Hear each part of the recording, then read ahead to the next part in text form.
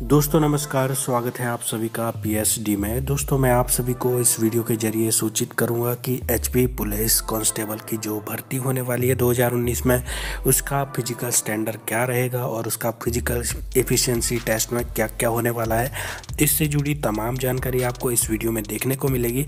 लेकिन स्टार्ट करने से पहले मैं आप सभी से रिक्वेस्ट करना चाहूँगा, यदि आप पीएसडी के इस यूट्यूब चैनल से पहली बार जुड़ रहे हैं तो चैनल को कर दीजिएगा सब्सक्राइब, क्योंकि यहाँ पे आपको हिमाचल से जुड़ी तमाम अपडेट्स, साथ ही साथ आपके गवर्नमेंट एग्ज़ाम की प्रिपरेशन भी करवाई जाती है।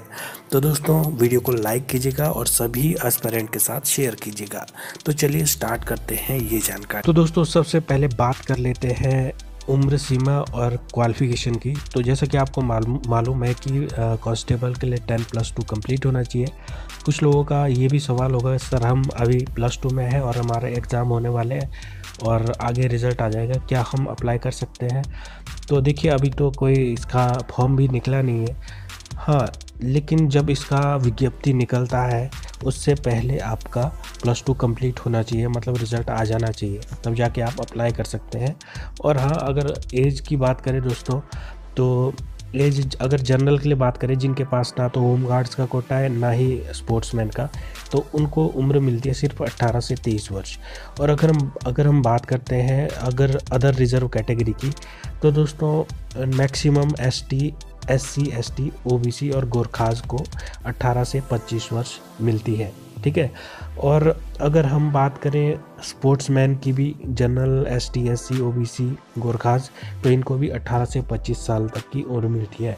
लेकिन अगर हम बात करें होम गार्ड्स की, तो अगर होम गार्ड्स के आप जनरल से हैं या एससी, एसटी से, ओबीसी से हैं और गोरखास से हैं, तो आपको उम्र मिलती है 20 से 28 वर्ष की। तो 28 वर्ष अधिकतम आयु है, तो इससे मतलब ये उम्र सीमा रहती है। तो दोस्तों जैसा कि आपको मालूम है, अभी एडवर्टाइजमेंट नहीं आया। जब भी एडवर्टाइजमेंट निकलेगा तो उस समय ही ये एज काउंट की जाएगी। शायद उसमें दिया हुआ होगा कि किस मंथ तक आपकी एज काउंट की जाएगी, फिर उस हिसाब से देखा जाएगा कि आप इस एज को कंप्लीट कर रहे हैं या नहीं कर रहे हैं। अगर आप ज़्यादा हो जाते तो, ओवर एज हो जाते, तो आप अप्लाई नहीं कर सकते।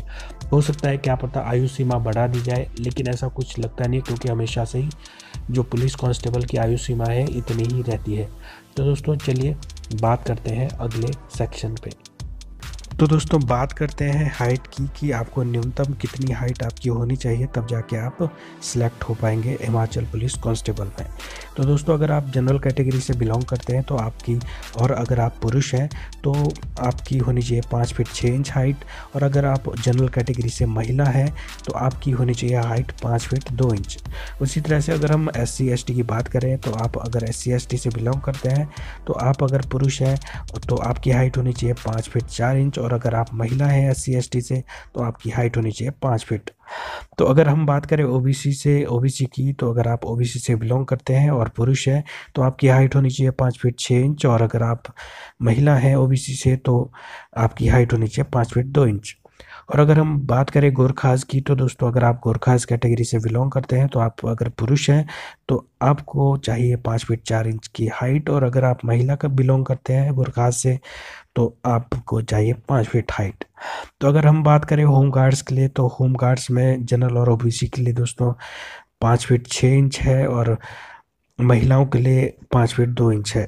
और अगर हम बात करें होम गार्ड्स ST SC और गोरखास के लिए, तो इनके लिए पुरुषों के लिए 5 फीट 4 इंच। और अगर आप फीमेल है और SC ST और गोरखास है और होम गार्ड्स से बिलोंग करते हैं तो आपके लिए 5 फीट हाइट चाहिए। और इसी तरह से स्पोर्ट्समैन के लिए भी बात करें तो दोस्तों जनरल और ओबीसी के लिए 5 फीट 6 इंच पुरुषों के लिए चाहिए और 5 फीट 2 इंच महिलाओं के लिए चाहिए। अगर आप स्पोर्ट्समैन SC ST और गोरखास से बिलोंग करते हैं और पुरुष हैं तो आपके लिए 5 फीट 4 इंच हाइट चाहिए। और अगर आप महिला हैं, SC ST, गोरखास या और स्पोर्ट्समैन का कोटा है, तो आपके लिए 5 फीट हाइट चाहिए। तो ये है आपका हाइट का न्यूनतम क्राइटेरिया। अगर आप इससे अधिक है तो ही आप पास कर जाएंगे, और अगर इतने भी है तो चल भी जाएगा। लेकिन अगर आप इससे कम होते हैं 1 सेंटीमीटर भी, तो आपको नहीं सिलेक्ट किया जाता है। तो चलिए एक चीज़ और बात करते हैं इस पर, कि जो हाइट का वेटेज मिलता है वो कितने कितने नंबर कितने कितने हाइट पे मिलते हैं।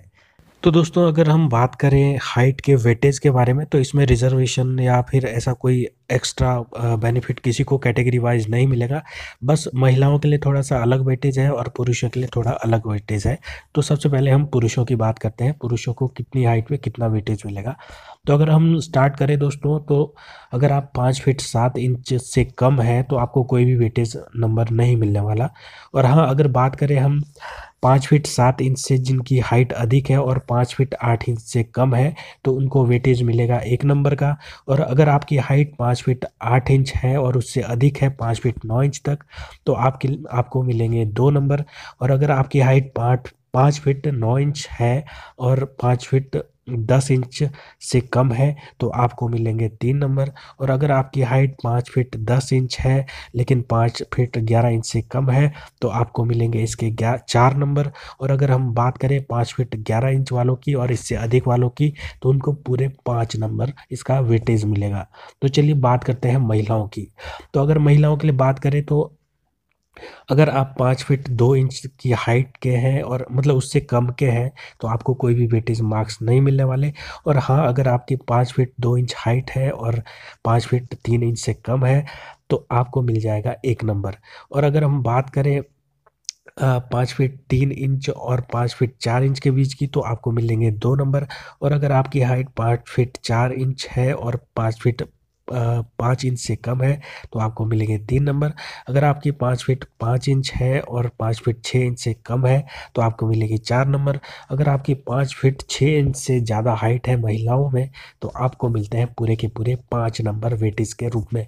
ये वेटेज कब मिलता है? ये मिलता है आपको जब आप रिटर्न क्वालिफाई कर देते हैं, उसके बाद आपकी जब मेरिट बनती है उस पर ऐड होता है ये 5 नंबर, या जितना भी आपको मिलेगा वो बाद में फाइनल मेरिट बनाने में ऐड होता है। तो चलिए बात करते हैं अन्य मापदंडों की। तो दोस्तों अन्य मापदंडों पे बात करने से पहले मैं आप सभी को बताना चाहूँगा, यदि आप इस एग्ज़ाम की सच में ही प्रिपरेशन कर रहे हैं और पीएचडी के माध्यम से ऑनलाइन तैयारी करना चाहते हैं, तो आप व्हाट्सएप ग्रुप के ज़रिए जुड़ सकते हैं। व्हाट्सएप ग्रुप के ज़रिए होगा क्या कि हम आपको स्टडी मटेरियल प्रोवाइड कराएंगे।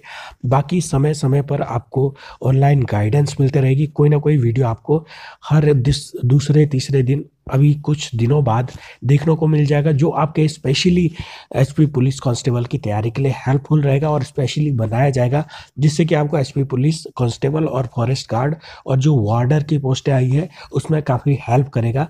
तो वही लोग ग्रुप को ज्वाइन करें जो पीएचडी के द्वारा पढ़ना चाहता है, माध्यम से पढ़ना चाहता है। फालतू के लोग ग्रुप को बिल्कुल भी ना ज्वाइन करें।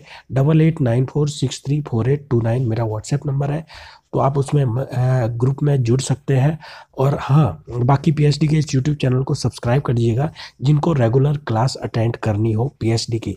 कुछ आने वाले दिनों बाद मैं ये क्लासेस स्टार्ट करूँगा पीएचडी के इस यूट्यूब चैनल पर।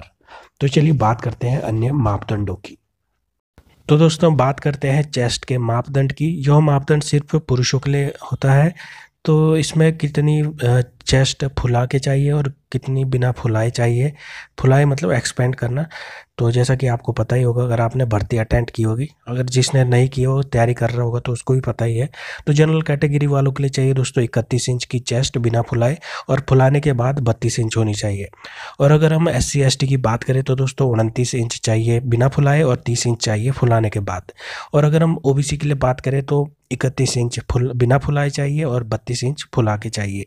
और अगर हम गोरखास की बात करें तो 29 इंच बिना फुलाए चाहिए और 30 इंच एक्सपेंड करके चाहिए। ठीक है। अगर हम उसी तरह से होम गार्ड्स की कैटेगरी की वाली बात करें और स्पोर्ट्समैन वालों के लिए बात करें, इनके लिए भी अपनी कैटेगरी के हिसाब से उतनी ही है जितनी नॉर्मल एस्पायरेंट के लिए है। तो दोस्तों चलिए बात करते हैं अन्य पैट के मापदंडों की।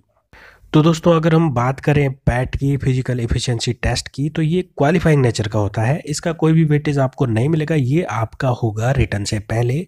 जो यहाँ पे इसको क्वालिफाई करेगा वही जाके आगे रिटर्न दे पाएगा, रिटर्न अटेंड कर पाएगा। उसके बाद बनती है फाइनल मेरिट। वेटेज सिर्फ किसका मिलता है? आपको हाइट का मिलता है, जैसा कि मैंने आपको बता दिया है। तो दोस्तों अगर हम फिजिकल एफिशिएंसी टेस्ट की बात करें तो इसमें रेस होती है, हाई जंप होती है और ब्रॉड जंप होती है। तो दोस्तों इसमें थोड़े से मापदंड अलग अलग है पुरुष और महिलाओं के लिए। तो इसमें अगर हम रेस की बात करें तो 1500 मीटर रेस पुरुषों को करनी है और 800 मीटर महिलाओं को। अगर हम समय सीमा की बात करें तो 1500 मीटर रेस पुरुषों को 6 मिनट 30 सेकंड में कंप्लीट करनी है, और अगर हम महिलाओं की बात करें तो 4 मिनट 15 सेकंड में उनको 800 मीटर रेस कंप्लीट करनी है। और अगर हम बात करें हाई जंप की, जो हाई जंप होता है, तो उसमें 1.25 मीटर हाई जंप पुरुषों को करनी है, और इसके लिए 3 चांस आपको मिलेंगे। और जबकि अगर महिलाओं की बात करें तो 1 मीटर इनको हाई जंप देनी है, इनको भी 3 चांस मिलेंगे। और अगर हम लॉन्ग जंप की बात करें तो लॉन्ग जंप 4 मीटर पुरुषों को देनी है और महिलाओं को 3 मीटर देनी है। और इसी तरह से इनमें सबको दोनों को ही महिला और पुरुष को 3-3 चांस इसके लिए भी मिलेंगे। तो जो यहाँ से पैट क्वालिफाई करेगा वो रिटर्न के लिए सिलेक्ट हो जाएगा। तो दोस्तों एडवर्टाइजमेंट कभी भी आ सकता है, इस महीने में ही आ सकता है। देखिए जो लोकसभा का चुनाव होने वाला है 2019 का मई में, तो मई में कब होता है, अप्रैल मई जून जब भी होता है, तो उससे पहले पहले एडवर्टाइजमेंट आ जाएगा। यहाँ तक कि जहाँ तक मेरा ख्याल है कि आपका फिजिकल भी करवा दिया जाएगा शायद उससे पहले। जैसा फॉरेस्ट गार्ड का शेड्यूल है शायद ऐसा ही कोई शेड्यूल इसका भी जारी कर दे, तो मतलब जल्द से जल्द आने ही वाला है। तो आप इस तरह इन मापदंडों के तहत तैयारी कीजिए। जल्द ही मैं आपको कैसे प्रिपरेशन करें रिटर्न के लिए, पुलिस के लिए, कांस्टेबल के लिए, उस पर वीडियो बनाने वाला हूँ अच्छी तरह से एनालिसिस करके प्रीवियस ईयर के क्वेश्चन पेपर को देख करके। तो ज़रूर देखिएगा उस वीडियो को। और हाँ, इस वीडियो को लाइक कीजिएगा और शेयर कीजिएगा सभी एस्पायरेंट के साथ। और बाकी आप व्हाट्सएप ग्रुप के जरिए जुड़ जाइएगा अगर आप पीएचडी करना चाहते हैं पीएचडी के द्वारा। तो चैनल को भी सब्सक्राइब कर दीजिएगा जो पीएचडी के इस यूट्यूब चैनल से पहली बार जुड़े हैं। तो मुझे दीजिए इजाज़त, जुड़े रहिए पीएचडी के साथ।